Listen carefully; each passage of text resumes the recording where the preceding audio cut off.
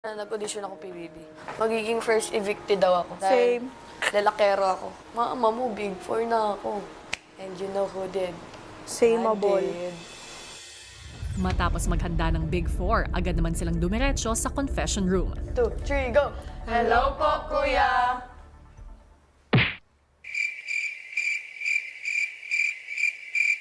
Pero kahit batiin nila si Kuya, tila hindi ito sumasagot. Ano Don't dyan? worry. Grade 4, mula sa araw na ito, maghihiwalay na kayo.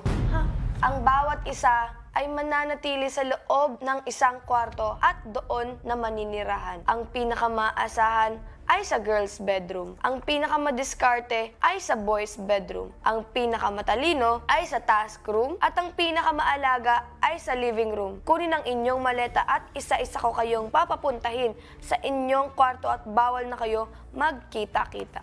Good luck